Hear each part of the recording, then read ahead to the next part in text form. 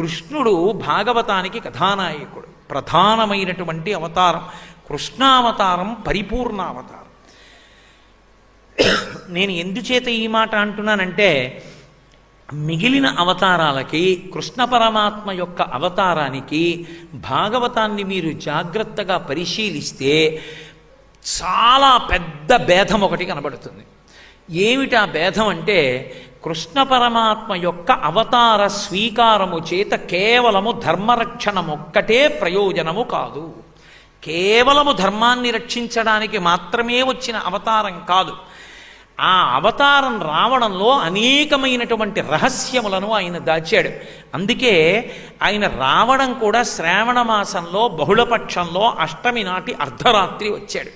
ఎందుకు రావాలప్పుడు అంటే, శ్రావణ మాసం వర్షాకాలం, అపారమైన చీకటి. సాయంకాలం అయ్యేటప్పటికే చీకటి పడిపోతుంది, మేఘాలు కిందకు వచ్చేస్తాయి, నల్లటి మేఘాలు, వర్షధారలు పడుతూ ఉంటాయి. అంతటా కూడా బురదతో ఉంటుంది, అరణ్యాలన్నీ తీగలు లతలతో నిండిపోయి ఉంటాయి. అటువంటి కటిక చీకట్లో, అందున బహుళపక్షం శ్రావణమాసం అంటే మరీ చీకటిగా ఉంటుంది. మరీ చీకటిగా ఉన్నప్పుడు అమావాస్య దగ్గరికి వచ్చేస్తోంది అష్టమి తిథి అంటే. అష్టమి తిథి దగ్గరికి వచ్చేస్తుండగా ఏం అమావాస్య ఎంచుకోవచ్చు కదండి, బాగా చీకటిగా ఉంటుందంటారేమో. అష్టమికి కృష్ణుడికి దగ్గర సంబంధం. అందుకే అష్టమ గర్భంలో పుడతాడు, అష్టమి నాడు పుడతాడు. ఏమిటా అష్టమి? అష్టాంగయోగమనందు 8వ మెట్టు సమాధి. సమాధి అంటే బ్రహ్మమును అనుభవించుట. కృష్ అంటే నిరతిశయ ఆనంద స్వరూపుడు. ఆయన పాదములు పట్టుకున్నవాడు మోక్షమును పొందుతాడు. అందుకే అష్టమి తిథి నాడు అష్టాంగయోగంలో తాను 8వ మెట్టైన సమాధి అని నిరూపించడం కోసం అలా వస్తాడు. రావడం అర్ధరాత్రి వేళే వస్తాడు. అర్ధరాత్రి వేళ ఆవిర్భవించడం అంటే అప్పుడు చీకటి బాగా ఎక్కువగా ఉంటుంది. కటిక చీకట్లో అర్ధరాత్రి 12 గంటల వేళ ఆవిర్భవించేటటువంటివి రెండున్నాయి. ఒకటి సాకారముతో వస్తుంది, ఒకటి ఆకారము నిరాకారము రెండూ కలిపిన అరూపరూపిగా వస్తుంది. శ్రావణమాసం బహుళపక్షంలో అష్టమి నాటి అర్ధరాత్రి వచ్చినటువంటి కృష్ణ పరమాత్మ కరచరణాదులతో వచ్చాడు. ఆయన చీకట్లో ఉన్న వస్తువు ఏదో మనకి తెలియదు, అందుకే భయం. చీకట్లో బయటికి వెళ్ళండి అంటే ఎందుకు భయపడతాం? తాడు చూస్తే పాములా కనపడుతుంది, పెద్ద తీగ చూస్తే జడలు విరబోసుకున్న దయ్యంలా కనబడుతుంది. చీకట్లో ఏది ఏ వస్తువో తెలియదు కాబట్టి భయం. ఉన్న వస్తువు ఉన్నట్టు తెలియాలంటే చీకట్లో నేను ఏ ఉద్యోగం చేస్తున్నానో, నాకు ఏ పాలసీ ఉందో, నాకు ఎంత చెక్ బుక్ ఉందో, లేకపోతే నేను ఏం చదువుకున్నానో, నాకు ఎన్ని పట్టుపంచలు ఉన్నాయో తీసుకొచ్చి అక్కడ పెడితే చీకటి పోతుందా? దీపం ఒక్కటి ఉంటే చీకటి పోతుంది. చీకటి పోతే ధైర్యం వచ్చేస్తుంది. జ్ఞానము కలిగితే నేను ఆత్మ అన్నది ఎరుకలోకి వస్తే ఇక చావన్న మాటకు భయపడవలసిన అవసరం ఉండదు. శరీరము ఎప్పుడైనా పడిపోతుంది, ఆత్మకి చావు లేదు. నేను ఆత్మ ఇది ఎరుకలోకి వచ్చిన వాడికి ఇక భయపడవలసిన అవసరం లేదు. అటువంటి జ్ఞానం ఇవ్వాలంటే కటిక చీకటి అజ్ఞానం. కటిక చీకటి అయిన అజ్ఞానము బాగా ఉండేది ఎప్పుడంటే శ్రావణమాస బహుళపక్ష అష్టమి నాటి అర్ధరాత్రి. అందుకని అప్పుడు వచ్చాడు ఆయన. రావడం కూడా రామావతారంలో వచ్చినప్పుడు ఏదో అలా చతుర్భుజుడై శంఖచక్ర గదా పద్మములను పట్టుకుని రాలేదు. తతశ్చ ద్వాదశే మాసే చైత్రే నామమికేతి దేవు నక్షత్రేది దైవత్యే స్వచ్ఛ సంస్థేషు పంచషు గ్రహేషు కర్కటే లగ్నే వక్పతాం బిందునా సహా ప్రోద్యమానే జగన్నాథం సర్వలోక నమస్కృతం అంటారు మహర్షి. ఆయన సామాన్యమైనటువంటి మనుష్య బాలుడిగా ఆవిర్భవించాడు రామచంద్రమూర్తి. కానీ కృష్ణ భగవానుడు అలా కాదు. అసలు పుట్టడమే ఒక లీల. పుట్టడం దగ్గర నుంచి ఆయన లీలల ప్రదర్శనం ప్రారంభమైపోతుంది.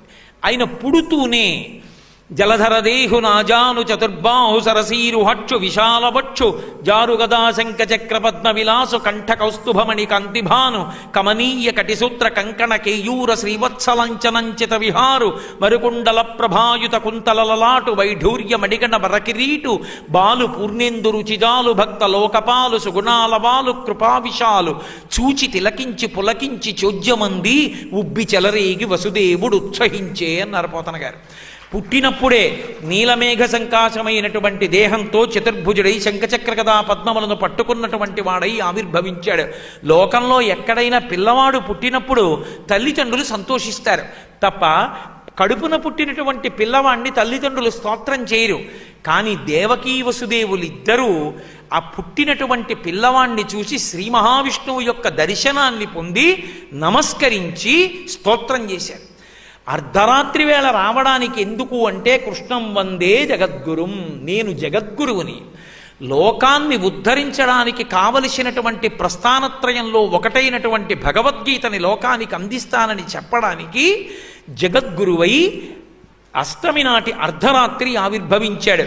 అక్కడి నుంచి మళ్ళీ 6 నెలలు లెక్క పెడితే శ్రావణం తర్వాత భాద్రపదము, ఆశ్వీజము, కార్తీకము, మార్గశిరము, పుష్యము, మాఘము. మాఘమాసంలోకి వచ్చేటప్పటికి మళ్ళీ మహాశివరాత్రి అర్ధరాత్రి మళ్ళీ లింగోద్భవం జరుగుతుంది. ఆపాతాళ నభస్థలంత భువన బ్రహ్మాండమా విస్ఫుర జ్యోతిస్పాటిక లింగమౌళి విలసత్పూర్ణేందువంతామృతై అస్తోకప్లుతమేకమీశమనిశం రుద్రానువాకాంజపం ధ్యాయే దీప్సిత సిద్ధయే ధ్రువపదం విప్రోభిషించేచ్చివం బ్రహ్మాండ వ్యాప్త దేహాభజిత హిమరుచాభాసమానాభుజంగై కంఠే కాళాః కపర్దాః కలిత శశికలశ్చండకోదండహస్తాః త్రిక్షా రుద్రాక్షమాలాసులలిత వపుషః సంభవా మూర్తిభేదాః రుద్రాశ్రీ రుద్రసూక్త ప్రకటిత విభవానః ప్రయచ్చస్తు సౌఖ్యం అని జ్యోతిర్లింగమై అర్ధరాత్రి వేళ మళ్ళీ అజ్ఞానాన్ని పోగొట్టడానికి పాతాళం నుంచి ఆ పై వరకు బ్రహ్మ విష్ణువులకు కూడా తెలియనంత పైకి జ్యోతిస్తంభమై వెలుస్తాడు. మళ్ళీ చీకటి పోగొట్టడానికి అరూపరూపి శివలింగం వస్తుంది. రెండు అజ్ఞానమును పోగొట్టడానికి వచ్చినటువంటివే శ్రీ శివాయ గురవై నమః. అందుకే కృష్ణం వందే జగద్గురుం, రెండు గురుస్వరూపాలై వచ్చాయి. అందుకే అష్టమి నాటి అర్ధరాత్రి వేళ ఆవిర్భవించాడు. ఆయన ఆవిర్భవిస్తూనే ఇద్దరి యొక్క ప్రబలమైనటువంటి కోర్కెలు తీర్చాలి, అందుకు ఆవిర్భవించాడు. ఒకటి ఇక్కడ దేవకీ వసుదేవుల కోర్కె తీరాలి, వేరొక చోట నందయశోదల కోర్కె తీరాలి. ఎందుకు తీరాలి అంటే తాను శ్రీ మహావిష్ణువుగా వారి మధ్య నిలబడినప్పుడు కటిక చీకట్లో అందరూ విష్ణుమాయ చేత నిద్రపోతూ ఉండగా దేవకీ వసుదేవుల్ని పిలిచి ఒక మాట చెప్పాడు. ఒకానొక సమయంలో ఈమె పేరు పృష్ణి, ఆయన పేరు సుతపుడు. దేవకీ వసుదేవులతో చెప్తున్నాడు, ఈ వసుదేవుడు ఒకప్పుడు సుతపుడు, ఈ దేవకీదేవి పృష్ణి, వీళ్ళిద్దరూ కలిసి 12,000 దివ్య సంవత్సరములు ఎండుటాకులు కూడా తినడం మాని నా కోసం తపస్సు చేశారు. అంత గొప్ప తపస్సు చేస్తే నేను ప్రత్యక్షమయ్యాను. అప్పుడు వాళ్ళు ఏమి కోరాలి? దుర్లభమైనటువంటి మోక్షాన్ని కోరాలి. కానీ వాళ్ళు విష్ణుమాయకి వశులయ్యారు. అంటే ఆయనే అలా కోరేటట్టు చేశాడు. ఏమి కోరేటట్టు చేశాడు? ఇంత తపస్సు చేసిన వాళ్ళు ఎదురుగుండా శ్రీ మహావిష్ణువు కనపడితే మోక్షం అడగకుండా నీలాంటి కొడుకు కావాలన్నారు. నాలాంటి కొడుకు నేను తప్ప వేరొకడు లేడు, కాబట్టి నేనే మీకు కొడుకుగా వస్తానన్నాను. ఆ సమయంలో వాళ్ళిద్దరూ సుతపుడు పృష్ణి అన్న పేరుతో ఉన్నారు కనుక పృష్ణి గర్భుడు అన్న పేరుతో అవతార స్వీకారం చేశాను. తర్వాత దేవకీ వసుదేవులు అదితి కశ్యపులయ్యారు, అప్పుడు వామనమూర్తినై వచ్చాను. ఇప్పుడు దేవకీ వసుదేవులయ్యారు, శ్రీకృష్ణ పరమాత్మనై వచ్చాను. 3 సమయాలలోనూ కూడా 3 అవతారములలో నేనే అవతార స్వీకారం చేసి వాళ్ళ కడుపున పుట్టాను. ఇక నేను వీళ్ళ కడుపున పుట్టవలసిన అవసరం ఉండదు, ఎందుకంటే ఈ జన్మ వారికి చివరి జన్మ. నేను కొడుకునన్న భావన చేత నన్ను నిరంతరము స్మరించిన కారణము చేత మోక్షానికి వెళ్ళిపోతారు. కొడుకు అన్న భావనతో స్మరించినా ఏ భావనతో స్మరించినా ఫలితం అదే. కృష్ణతత్వం అనంతం ఏ భావనతో కృష్ణుణ్ణి స్మరించండి, కృష్ణ స్మరణము చేత వచ్చేదేది అంటే మోక్షం. అందుకే ఆ కృష్ణ స్పర్శ మన మనసు మీద బాగా పడడానికే అన్ని లీలలు చేశాడు. ఎవరికీ అందనంత చేశాడు. ఏకకాలమునందు దేవకీ వసుదేవుల యొక్క వరాన్ని తీర్చాడు. అటు ధరాద్రోణులు ఉన్నారు. ద్రోణుడు అష్టవసువులలో ఒకడు, ఆయన భార్య ధరాదేవి. వీళ్ళిద్దరూ చతుర్ముఖ బ్రహ్మగారి దగ్గరికి వెళ్ళారు కృష్ణావతారం వచ్చే సమయంలో. వెడితే బ్రహ్మగారు అన్నారు, అందరినీ కృష్ణావతారంలో కృష్ణుడికి సహాయం చేయడానికి భూమి మీదకి వెళ్ళమన్నాను, మీరు కూడా వెళ్ళండి అన్నాడు. అంటే వాళ్ళు అన్నారు, మేము వెడతాం, కానీ మాకు వరం ఇస్తే వెడతామన్నారు. ఏం వరం కావాలన్నాడు. నాకేం వరం కావాలి అంటే భూమి మీదకి కృష్ణుడి యొక్క అవతారం వచ్చినప్పుడు ఆ కృష్ణుడికి సేవలు చేసుకునేటటువంటి అదృష్టము మాకు కల్పించు, అలా కల్పిస్తే మేము వెడతామన్నారు. తప్పకుండా మీకు అటువంటి అవకాశం కల్పిస్తాను. మీరు కృష్ణుడికి ఎన్నో సేవలు చేస్తారు, వెళ్ళండి అన్నాడు. అందుకే శుకబ్రహ్మని పరీక్షిత్తు గుండెలు బాదుకుని అడిగాడు, జగదీశ్వరునకు చన్నిచ్చు తల్లిగా ఏమి నోము నోచయి యశోద, పుత్రుడంచు అతని పోషించు తండ్రిగా నందుడేమి చేసే నందితాత్మ. లోకాలనన్నింటినీ పోషించగలిగిన కృష్ణుడికి తల్లినని ఆమె స్తన్యం ఇవ్వడమా? లోకాలకి తండ్రి అయినటువంటి శ్రీ మహావిష్ణువుకి తాను అన్నం పెడుతున్నానని నందుడేమో నడిచి రావడమా? ఏ పుణ్యం చేశారయ్యా వీళ్ళిద్దరూ అన్నాడు. అంటే అప్పుడు చెప్పాడు శుకుడు, వీళ్ళు ధరాద్రోణులు, వీళ్ళు బ్రహ్మగారిని వరం అడిగితే మీరు ఆయన్ని సేవించే అవకాశం ఇస్తానని బ్రహ్మగారు వరం ఇచ్చాడు. కృష్ణ పరమాత్మ సేవ చేసుకునే అవకాశం కల్పించడం కోసం పుడుతూనే దేవకీ వసుదేవులకు కుమారుడై, వేరొక పక్కన తాను పెరుగుతున్నప్పుడు తనకి సేవ చేయడానికి, పెద్దవాడైపోయిన తర్వాత సేవ ఎవరు చేస్తారు? రుక్మిణీదేవి చేయాలి, అష్టమహిషులు చేయాలి, తల్లిదండ్రులు ఎందుకు చేస్తారు? కాబట్టి చిన్నతనంలో సేవలు అందుకోవలసింది తల్లిదండ్రుల దగ్గర.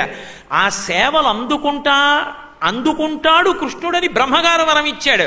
బ్రహ్మగారి మాట నిలబెట్టడానికి నందవ్రజానికి వెళ్ళిపోవాలి తాను. అందుకని వెంటనే శిశురూపాన్ని పొందాడు, ఇంత విష్ణు స్వరూపాన్ని ఉపసంహారం చేశాడు. ఆయన ఇలా ఎత్తుకున్నాడంతే వసుదేవుడు. తెలుగు భాగవతం ప్రకారం అయితే ఎత్తుకుని గుండెల మీద పెట్టుకోగానే ఏం చెయ్యాలో తెలిసిపోయింది. ఎందుకు తెలిసిపోతుంది? పరిపూర్ణ అవతారం గనక కృష్ణావతారం. అవతారమునకు పరమేశ్వరుని యందు 3 లక్షణాలు ఉంటాయి. ఆయనకి ఆణవ మలము, కార్మిక మలము, మాయిక మలము అని 3 మలములు ఉండవు. ఆణవ మలము అంటే మనందరి శరీరాలు పంచభూతాలతో తయారవుతాయి. అన్నిటిలోనూ పృథివాపస్ తేజోవాయురాకాశములు ఉంటాయి. కానీ భగవంతుని యొక్క శరీరము అలా నిర్మాణము కాదు, అది దివ్యమైనటువంటి శరీరం. ఆ శరీరం కాబట్టి ఆణవమలం ఉండదు, కార్మిక మలం ఉండదు. చేసిన కర్మల యొక్క ఫలితాలు అనుభవించడానికి మనం పుడతాం. చేసిన కర్మల ఫలితం అనుభవించడానికి వచ్చినవాడు కాడు, మన కర్మలు దిద్దడానికి వచ్చినవాడు. కాబట్టి కార్మిక మలం ఉండదు, మాయిక మలం ఉండదు. మనమందరము మాయ చేత ఆవహింపబడి ఉంటాం. కానీ ఆయన అలా మాయ చేత ఆవహింపబడడు, మాయాతీతుడై ఉంటాడు. మాయ ఆయనకి వశవర్తి అయి ఉంటుంది. అందుకని అటువంటి భగవత్ స్వరూపాన్ని ఇలా పట్టుకునేటప్పటికీ కృష్ణుడు చెప్పక్కర్లేదు, ఏం చెయ్యాలో అర్థమైపోయింది. వెంటనే కృష్ణుణ్ణి పట్టుకున్నాడు, బయలుదేరాడు. కాళ్ళకి చేతులకి వేసిన సంకెళ్ళు ఊడిపోయాయి, తలుపులకు వేసిన గొలుసులు ఊడిపోయాయి, మేకులు ఊడిపోయాయి. బయటికి వెళ్ళిపోతున్నాడు. వెంటనే ఆదిశేషుడు వచ్చాడు, పడగలు పట్టాడు, ఎక్కడ తలుపులు అక్కడ మూశాడు. కృష్ణుడి మీద ఏ వర్షం పడకుండా వెంట వస్తున్నాడు. యమునా నది ఒడ్డుకి వెళ్ళారు. ఆ శౌరికి తెరవసగను ప్రకాశోద్దత తుంగ భంగ కలిత ధరాసాకాశయగు యమున మును సీతేశునకు పయోధి త్రోవ ఇచ్చిన భంగిన్. ఒకప్పుడు రామచంద్రమూర్తికి సముద్రం ఎలా దారి ఇచ్చేసిందో అలా కృష్ణ పరమాత్మని ఎత్తుకుని వచ్చినటువంటి వసుదేవుడికి యమునా నది దారిచ్చింది. యమున దారివ్వడం అన్న మాటకు అర్థమేమిటి? యమున సూర్యుని యొక్క కూతురు, యముడు సూర్యుని యొక్క కొడుకు. కాలము ముందుకు వెళ్ళిపోతుంది, యమున ముందుకు ప్రవహిస్తుంది. ముందుకు వెళ్ళిపోతున్న కాలంలో ఏ జీవుడు ఎక్కడ పడిపోవాలో అక్కడ యముడు పడగొట్టేస్తాడు. ముందుకు వెళ్ళిపోతున్నటువంటి కాలము దారి ఇచ్చి ఇక పుట్టవలసిన అవసరం లేని స్థితి ఎవరికి కల్పిస్తుందంటే కృష్ణుణ్ణి గుండెల్లో పెట్టుకున్న వాళ్ళకి, కృష్ణుణ్ణి తల మీద పెట్టుకున్న వాడికి. అందుకు యమున దారి ఇచ్చింది. ఇప్పుడు యమున దారిచ్చింది, ఆవలి ఒడ్డుకి వెళ్ళాడు. అవతల నందవ్రజం ఉంది, ఇక్కడ కంసుడు ఉన్నాడు. కంసుడు ఉంటే కృష్ణుడు ఉండడు, కృష్ణుడు వస్తే కంసుడు ఉండడు. కామమున్న చోట కృష్ణుడు ఉండడు, కృష్ణుడు ఉన్న చోట కామం ఉండదు. రాముడు ఉన్న చోట కాముడు ఉండడు అన్నట్టు, రెండు ఒకటే కదు తత్వం. అందుకని తిన్నగా తీసుకెళ్ళాడు. అవతల నందవ్రజంలో నందుని యొక్క భార్య యశోదాదేవికి యోగమాయ ప్రభవించింది. ఎవరు యోగమాయ? ఇది భాగవతంలో పెద్ద రహస్యం. దీన్ని అద్భుతమైన రీతిలో కృష్ణావతారంలో సమన్వయం చేశారు. కృష్ణావతారంలో యోగమాయ అంటే ఎవరో కాదు, నారాయణ నారాయణి. లోకంలో దంపతుల పేర్లుగా ఉంటాయి, పార్వతీ పరమేశ్వరుల యొక్క పేర్లు కూడా విడివిడి ఉండవు. శివ శివాని, భవ భవాని, రుద్ర రుద్రాణి. వాళ్ళ ఏదో హంస హంసిని, నారాయణ నారాయణి, ముందువన్నీ పార్వతీ పరమేశ్వరుల పేర్లు.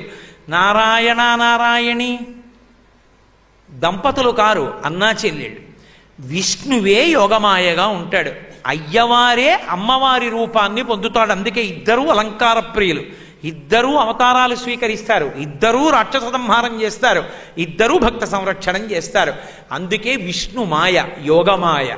ఆ తల్లి స్త్రీ రూపంలో అక్కడ ప్రభవించింది. ప్రభవించితే ఇది తత్వంలో పట్టుకోవలసినటువంటి పెద్ద విశేషం. ఆ యోగమాయా స్వరూపమే పార్వతీ స్వరూపం అవుతుంది. అంటే విష్ణువు యొక్క స్త్రీ స్వరూపమే పార్వతీ స్వరూపం. ఇంతమంది ఉంటే పెద్ద అల్లరి కదండి. విష్ణువు పార్వతీ స్వరూపాన్ని పొంది పరమశివుని యొక్క సగభాగంలోకి వెళ్ళిపోతాడు. పిల్లలు ఆడవాళ్ళకు పుడతారా, మగవాళ్ళకు పుడతారా? అందుకే విష్ణువు నాభికమలంలోంచి బ్రహ్మగారు పుడతారు. విష్ణువుకి పార్వతికి అభేదం కనుక. కాబట్టి అర్ధనారీశ్వర స్వరూపం అవుతుంది. అప్పుడు అన్నీ కలిపి పర్యవసించి చిట్ట చివరికి ఒక్క శివతత్వంగా నిలబడిపోతుంది. కాబట్టి ఇప్పుడు యోగమాయ అక్కడ పుట్టింది.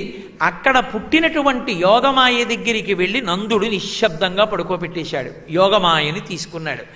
అసలు ఇది వినడానికి సంభవం అండి. మిగిలిన వాళ్ళు నిద్రపోవచ్చు. ప్రసవమైన ఆడది నిద్రపోతుందండి లోకంలో. ఆవిడ నిద్రపోయింది. నిద్రపోయిందంటే ఆ విష్ణు మాయ అంత గట్టిగా పట్టుకుంది. ఆమె ప్రసవించింది, కూతురు పుట్టిందన్న విషయం తెలియదు యోగమాయకి. నందుడు తీసుకొచ్చాడు, కృష్ణుడిని పడుకోబెట్టాడు. ఎందుకని? కృష్ణుడి యొక్క అవతార ప్రయోజనం పూర్తవ్వాలి. ఇద్దరినీ ఏకకాలంలో కాపాడాలి.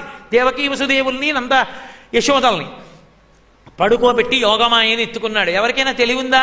ఎవ్వరికీ తెలివి లేదు. పిల్లవాడు ఏడిచాడా? ఏడవలేదు. పోనీ పిల్ల ఏడిచిందా? ఆమె ఏడవలేదు. వాళ్ళకెందుకు ఏడుపుంటుంది? ఏడిచే వాళ్ళను ఉద్ధరించడం వాళ్ళ లక్షణం అయితే.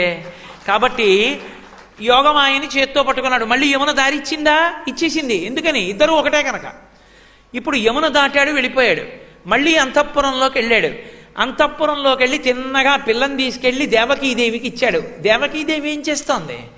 ఏమైపోయాడో నా కొడుకుని ఏడవట్లేదు, శుభ్రంగా నిద్రపోతోంది. ఎందుకని? అది పరమేశ్వరుడు యొక్క మాయాశక్తి.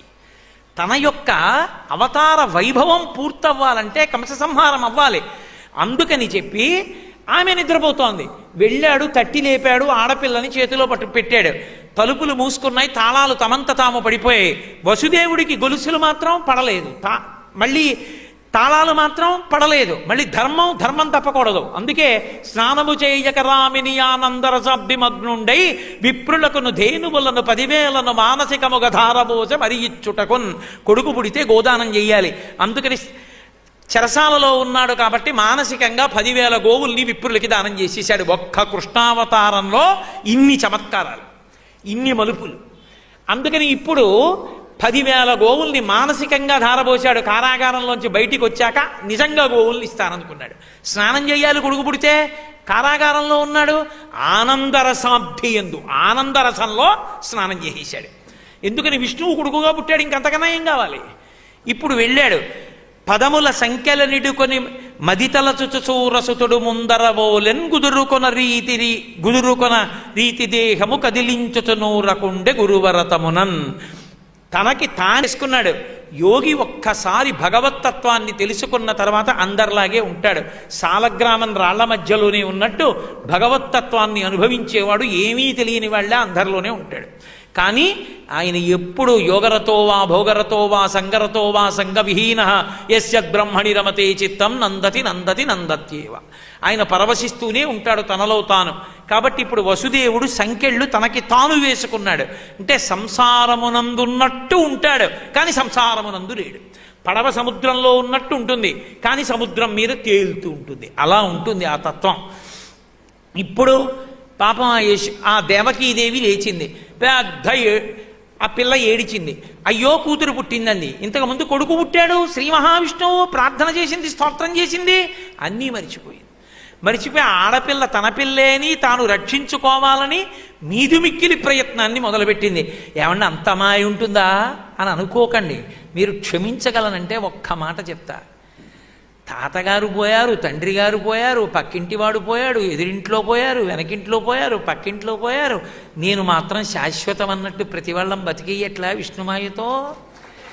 మన ఎందే మాయ అన్వయం అయితే వాళ్ళ ఎందు అన్వయం అయితే ఏమి ఆశ్చర్యపోవలసినటువంటి విశేషం. ఇప్పుడు ఆ పిల్లని పట్టుకుని పాపం ఏడుస్తోంది. భటులు గబగబా వచ్చారు. తాళాలు దానికి వేసినటువంటి ఆ ముద్రలు చూసుకున్నారు. ఏం అవ్వలేదు. పరిగెత్తుకుంటూ వెళ్ళారు కంసమహారాజు దగ్గరికి. అయ్యా మేనకోడలు పుట్టింది, అష్టమ గర్భంలో ఉన్నారు. ఆడపిల్లో మగపిల్లాడో నాకు గండం. పరిగెత్తుకుంటూ వచ్చాడు, తలుపులు తీశాడు. పాపం ఆ దేవకీదేవి ఏడుస్తోంది. అన్న శమింపు మన్నతగదల్లుడు కాడిది మేనకోటలో మన్నన చేయు మన్న విను మానిని చంపుట రాచపాడి కాదన్న సుకీర్తి వై మనగదన్న మహాత్ములు పోవు త్రోవ పోవన్న భవత్ సహోదరి కదన్న నిను చరణంబు వేటదన్. అన్న అన్న అన్న 1కి 10 మాటలు చెల్లెలు అన్నయా అన్నయా అన్నయా అన్నయా అంటే అన్నయ్య కరిగిపోతాడు. ఆ అనుబంధాలు చెప్పడంలో తెలుగు నాట ఆ అనుబంధాలు చెప్పడంలో పోతన గారే సాటి. అందుకే పద్యంలో 1కి 10 మాటలు అన్న అన్న అన్న అంటారు. ఇంత చెప్పినా వాడు వింటాడా? ఇది భాగవతంలో ఉన్న గొప్పతనం.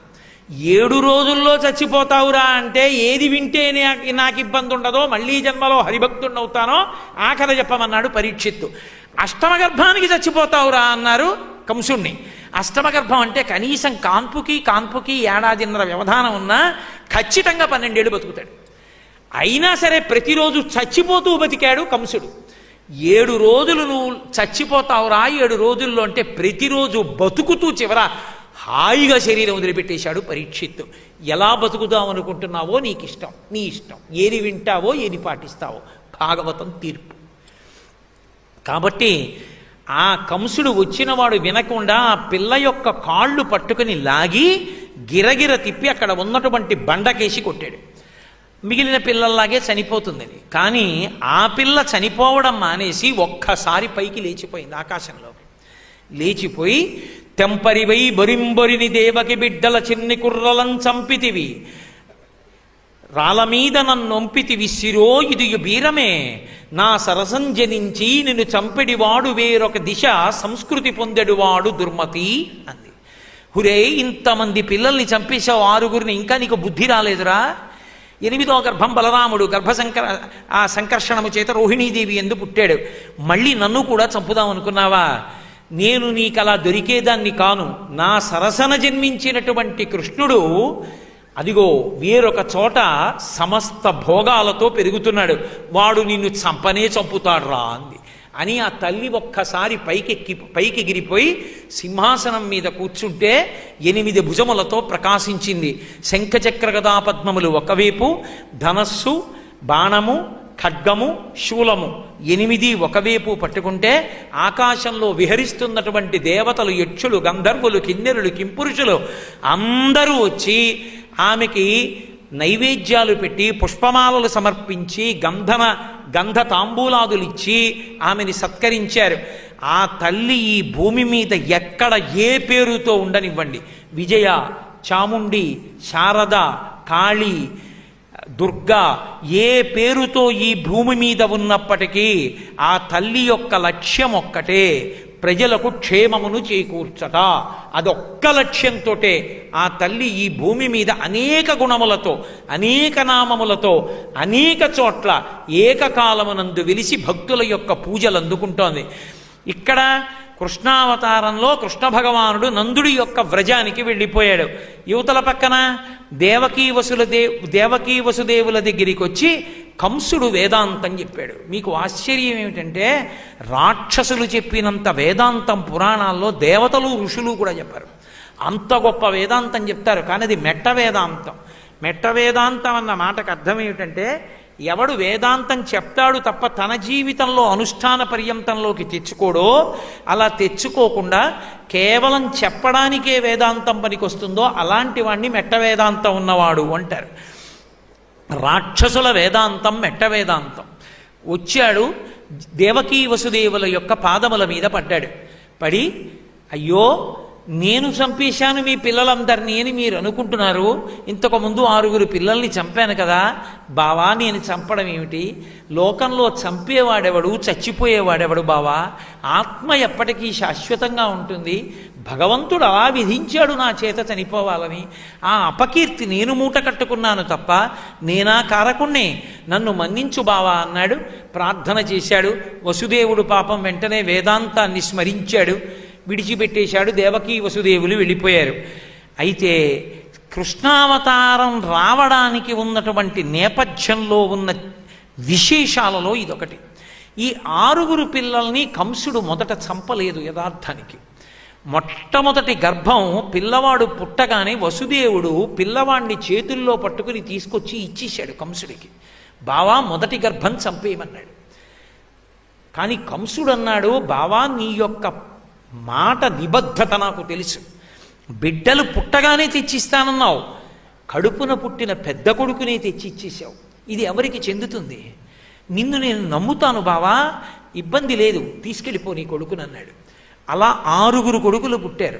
6 తిరిగి ఇచ్చేశాడు. వసుదేవుడు పట్టుకొచ్చేవాడు, కంసుడి తిరిగి ఇచ్చేసేవాడు. 7వ కడుపున పిల్లవాడు పుట్టలేదు. బలము మిగుల కలుగ బలభద్రుడనిలో ఒక రమణుడకుట చేసి రాముడనియు సతికి పుట్టె గర్భ సంకర్షణంబున సంకర్షునండనటి గనుసుతుడు. దేవకీదేవి కడుపులో ఉండేటటువంటి పిండాన్ని మాయాశక్తి తీసి వసుదేవుని యొక్క వేరొక భార్య రోహిణీదేవి నందవ్రజంలో అక్కడ ఉన్నటువంటి నందుడి యొక్క ఆశ్రమంలో ఉంది. ఆమె కడుపులోకి ప్రవేశపెట్టారు. అందుకని వసుదేవుని యొక్క భార్య అయిన రోహిణీదేవి కడుపున పుట్టాడు బలరాముడు. గర్భ సంకర్షణం వల్ల పుట్టాడు కాబట్టి సంకర్షణుడని పేరు. 7వ గర్భం జారిపోయింది తప్ప దేవకీదేవికి బిడ్డడు పుట్టలేదు. అందుకని కంసుడు 6 పిల్లల్ని తిరిగి ఇచ్చేశాడు. మరి తిరిగి ఇచ్చేసిన వాడు ఎందుకు చంపాడు అంటే, ఒకనాడు నారదుండు ఇయ్యన కంసుని ఇంటికి చనుదించి ఏకతమున, ఓరి పిచ్చివాడా నీకు తెలియక మందలోపలనున్న నందాదులను వారి భార్యలు పుత్రులు బాంధవులను నిన్ను చంపేవాళ్ళు కారు వీళ్ళందరూ అనుకుంటున్నావు. 8వ గర్భంలో పుట్టేవాడు నిన్ను చంపడం కాదు, మీ అమ్మ మీ నాన్నతో కలిపి నందవ్రజంలో ఉన్నటువంటి నందాదులు ఒక పిల్లలు అక్కడ ఉన్నటువంటి ఆవులు దూడలు గోపాలబాలురు అందరూ నిన్ను చంపడానికి వచ్చిన వాళ్ళేరా అన్నాడు. 6 వదిలేశావు, వాళ్ళు నిన్ను చంపడానికి రేపు 8వ గర్భానికి సాయపడతారన్నాడు. ఈ మాట నారదుడు చెప్పగానే 6 తీసుకురమ్మని కాళ్ళు పట్టుకుని గిరగిరా తిప్పి బండకేసి కొట్టి చంపేశాడు. నారదుడు చెప్పచ్చా ఈ మాట? అంతటి మహానుభావుడే ఎందుకు చెప్పాలి అంటే, కృష్ణం వచ్చే ముందు ఒక దేవతా కార్యం ఒకటి నెరవేరవలసి ఉంది. ఏమిటా కార్యం అంటే, ఊర్ణనాభి మరీచి అని మహర్షి దంపతులు వాళ్ళకి 6 పుత్రులు కలిగారు. ఆ 6 షడ్గర్భులు అంటారు. ఈ 6 గొప్ప భక్తులు జ్ఞానులు. వాళ్ళు ఒకసారి బ్రహ్మగారి సభకి వెళ్ళారు. పెద్దలు ఉన్నటువంటి సభలో కారణం లేకుండా నిష్కారణంగా నవ్వకూడదు. వారికి ఏ మాయ ఆవహించిందో నిష్కారణంగా నవ్వారు. నవ్వగానే బ్రహ్మగారు చూశారు. కారణం లేకుండా బ్రహ్మసభలో నవ్వారు కాబట్టి మీరు రాక్షస యోని యందు జన్మించండి అన్నారు. ఆ 6 వచ్చి కాలనేమికి కుమారులయ్యారు. ఆ కాలనేమి యొక్క కుమారులు తరువాతి కాలంలో హిరణ్యకశిపుడికి మళ్ళీ కుమారులుగా పుట్టారు. పుడితే ఈ 6 హిరణ్యకశిపుని కన్నా ముందే వెళ్ళి అరణ్యంలో బ్రహ్మగారి గురించి తపస్సు చేశారు. బ్రహ్మగారు ప్రత్యక్షమై ఏం కావాలన్న అర్థమైనటువంటి వరాలు అడిగారు. 6 వరాలు ఇచ్చాడు బ్రహ్మగారు. వాళ్ళు పరిగెత్తుకుంటూ ఇంటికి వచ్చి హిరణ్యకశిపుడితో చెప్పారు, నాన్నగారు మేము ఇంత శక్తి పొందాం, ఇన్ని వరాలు పొందామని. వాడు తండ్రి అయిన రాక్షసుడు, నేనే పొందలేదు కదా ఇన్ని వరాలు ఇంత శక్తి, కొడుకులు మీరు బ్రహ్మగారి గురించి తపస్సు చేసి ఇన్ని వరాలు పొందడమా? ఇది రాక్షసత్వం అంటే. రాక్షసత్వం అంటే ఎక్కడో ఉండదు. మీకు వచ్చిన వరాలు మీకు ఉపయోగపడకుండుగాక, అలా అయిపోవాలంటే మీ అందరూ కూడా గాఢ నిద్ర యందు మరణింతురుగాక. వాళ్ళందరూ గాఢ నిద్రలోకి వెళ్ళిపోయి కొంతకాలం ఉండి గాఢ నిద్రలోనే మరణించాడు. పోనీ అక్కడితో వదిలిపెట్టాడా? మీరు మళ్ళీ వచ్చే జన్మలో, కిందటి జన్మలో మీకు తండ్రి ఎవరో ఆ తండ్రి కడుపునే పుట్టి ఆ తండ్రి చేతిలోనే మరణింతురుగాక అన్నాడు. ఇప్పుడు వాళ్ళకి కిందటి జన్మలో తండ్రి ఎవరు? కాలనేమి. ఆ కాలనేమి ఈ జన్మలో కంసుడిగా ఉన్నాడు. కాబట్టి కంసుడు కడుపున పుట్టి కంసుడి చేతిలో చనిపోతే తప్ప మరీచి ఊర్ణనాభుల యొక్క పుత్రులైనటువంటి ఈ షడ్గర్భులకి శాప విమోచనం అవదు. అలా అయ్యేటట్టు చెయ్యాలంటే సప్తమ గర్భం సంకర్షణుడు అవ్వాలి, అష్టమ గర్భంలో కృష్ణుడు రావాలి, 6 గర్భముల పిల్లలకి శాప విమోచనం అయిపోవాలి. కాబట్టి నారదుడు వచ్చి కంసుడి చేత చంపించాడు. చంపిస్తే ఈ 6గురికి శాప విమోచనం అయింది. ఇది భాగవతంలోని కాదు. భాగవతంలో ఉన్న ప్రశ్నకి దేవీ భాగవతం సమాధానం చెప్పింది. దేవీ భాగవతాన్ని భాగవతంతో కలిపి నేను మీతో ఈ మాట మనవి చేసే అనుమానం లేకుండా ఉండడానికి. ఇన్నిటిని ఏకకాలమునందు సాధించాడు. కంసుణ్ణి సంహరించిన వాడు కృష్ణుడే కదా. మరి కంసుణ్ణి సంహరించగలిగిన వాడైనప్పుడు కన్నులు తెరవని కడుచిన్ని పాపడై దానవి చనుబాలు త్రావి చంపే అని ఒక రాక్షస స్త్రీని చంపగలిగినటువంటి వాడు కంసుణ్ణి ఎందుకు చంపడు? కంసుణ్ణి చంపేస్తే కంసుని చుట్టూ ఉన్నటువంటి పరివారం రాక్షసులు తలకొక దిక్కు వెళ్ళిపోతారు. అలా వెళ్ళిపోకుండా ఉండాలి అంటే భవిష్యత్తులో తనని నమ్ముకున్నటువంటి నరుడైన అర్జునుడికి సాయపడడానికి, ధర్మాత్ములైనటువంటి పాండవులను కాపాడడానికి కంసుడు ఉన్నంతసేపు కంసుడి చుట్టూ రాక్షసులు ఉంటారు. ఒక్కొక్కరు తన మీదకి వస్తారు. ఒక్కొక్కరిని చంపుకుంటూ పోతే ఇంతమంది కురుక్షేత్రంలో యుద్ధానికి రారు. నిజంగా మహానుభావుడు కృష్ణ పరమాత్మ అవతార స్వీకారం చేసింది మొదలుపెట్టి పూతనా సంహారం, శకటాసుర సంహారం, తృణావర్తుని సంహారం, బకాసుర సంహారం, ఈ ధేనుకాసుర సంహారం, కాళీయమర్దనం, ఇంతమందిని చిన్నతనంలోనే సంహారం చేశాడు కాబట్టి సరిపోయింది తప్ప కంసుడు ఒక్కడిని సంహరిస్తే ఒకానొక నాడు ద్రోణాచార్యుల వారి దగ్గర పాఠం నేర్చుకున్న ఏకలవ్యుడు వెళ్ళి జరాసంధుడి పక్కన చేరినట్టుగానే రాక్షసులందరూ దుర్యోధనుడి పక్కన చేరుతారు. కురుక్షేత్రంలో ఎంత కష్టపడవలసి వచ్చింది అంతమందిని చంపడానికి. ఇంతమంది కూడా కలిస్తే పాండవులకు ఎంత కష్టం. అందుకే కంసుణ్ణి ఉంచి వీళ్ళని చంపి కంసుణ్ణి చంపాడు. చంపి అప్పుడు వెనక్కి వెళ్ళాడు. పైగా నందవ్రజంలో నందుడి దగ్గరికి వెళ్ళి తన బాల్యం పూర్తయితే తప్ప బ్రహ్మగారి వరం పూర్తి కాదు. బ్రహ్మగారి వరం ఆయనిచ్చిన వరాన్ని నిలబెట్టడానికి తాను నందవ్రజానికి వెళ్ళి పిల్లవాడిగా ఉన్నంతసేపు బాల్యక్రీడలన్నీ నందవ్రజంలో చేశాడు. కంసుడున్నప్పుడు మధురమైనది మధుర అంటే కంసుడంటే కాలనేమి కామం. కామంతో మధురమైన మనస్సు కోరికలతో ఉన్నదాని ఎందు కృష్ణుడు ఉండడు. నందవ్రజం అంటే గురుకులం, గోవులు ఉన్నాయి అక్కడ. మీరు ఆ ఉపనిషత్తుని బట్టి చూస్తే అక్కడ ఉన్నటువంటి గోపకాంతలందరూ కూడా ఋషులు. అక్కడ ఉన్నటువంటి గోవులన్నీ కూడా ఉపనిషత్తులు. వాటి మధ్య ఉండవలసినటువంటి పరబ్రహ్మము కృష్ణుడు. కాబట్టి ఆయన నందవ్రజానికి ఎడతాడు. నందవ్రజంలో ఉండిదే ఆ యశోదానందుల యొక్క కోరిక తీర్చి బ్రహ్మగారి వరం నిజం చేస్తే అప్పుడు తిరిగి మళ్ళీ ఇక్కడికి వస్తాడు, మధురకి వచ్చి కంస సంహారం చేస్తాడు. ఇన్నిటిని ఏకకాలమునందు సాధించడం కోసమని ఎప్పుడో 12,000 సంవత్సరములు తపస్సు చేసినటువంటి పృష్ణి శుతపులకు మోక్షము కావాలనేటటువంటి కోరిక నోటి వెంట రాకుండా చేసి విష్ణుమాయ వాళ్ళని పట్టుకునేటట్టు చేసి వాళ్ళ నోటి వెంట నీలాంటి కొడుకు కావాలని అనిపించి తాను అవతార స్వీకారం చేసి వాళ్ళకి గుర్తు చేశాడు. మనం ఎప్పుడో ఒక్కసారి చేసినటువంటి పుణ్యాన్ని మనం మర్చిపోవచ్చు, కానీ భగవంతుడు మాత్రం మర్చిపోడు. తెలిసో తెలియకో భవిష్యోత్తర పురాణంలో అంటారు, ఏకేన తులసి మాత్రదలేనాపి నరోత్తమ పూజయేద్ భక్తిభావేన తంరక్షామితి మత్పణః అంటారు. ఒక్క తులసి దళాన్ని ప్రీతితో భగవంతుడి పాదముల మీద వేస్తే చాలు, వెంటపడి పట్టుకుంటాడు. ఎవడన్న దానితో కూడా ఆయనకి సంబంధం లేదు. అందుకే శంకరులు అంటారు శివానందలహరిలో, నరత్వం దేవత్వం నగవన మృగత్వం వచకత పశుత్వం కీటత్వం భవతు విహగత్వాది జననం సదాత్పాదాబ్జ స్మరణ పరమానందలహరి విహారాసక్తం చేద్రు దయ్యమిహ కింతేదమపుషా అంటారు.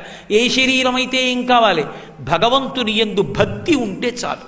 అటువంటి భక్తితో ఒకనాడు భగవంతుడికి చేసినటువంటి సేవని గుర్తు పెట్టుకుని 3 సార్లు వాళ్ళకి కొడుకుగా వచ్చి, ఇక నేను మీ కడుపున పుట్టను, మీరు పుట్టరు, నన్ను కొడుకన్న భావనతో స్మరించిన కారణం చేత మీరు మోక్షాన్ని పొందుతారని వాళ్ళకి మోక్షస్థితిని కల్పించి కృష్ణ స్మరణముల చేత మనందరం కూడా తరించగలిగినటువంటి యోగ్యతను మనకి కల్పించినటువంటి మహానుభావుడు కృష్ణ భగవానుడు. ఇన్నిటిని ఏకకాలమునందు సాధించింది కృష్ణావతారం. అందుకే ఆ అవతారం పరిపూర్ణావతారం. కృష్ణ లీల ఎక్కడ ప్రారంభం అంటే కృష్ణావతార స్వీకారమునందు ప్రారంభం.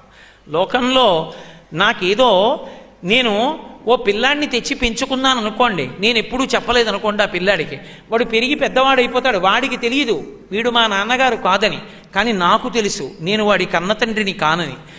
తప్ప వాడికి తెలియడం, ఈయన నాకు ఒక అన్న తండ్రి కాదని వాడికి తెలిసి వీడు నాకు కడుపున పుట్టిన బిడ్డ కాడని నాకు తెలియకుండా ఉండడం లోకంలో ఉంటుందా? ఉండదు.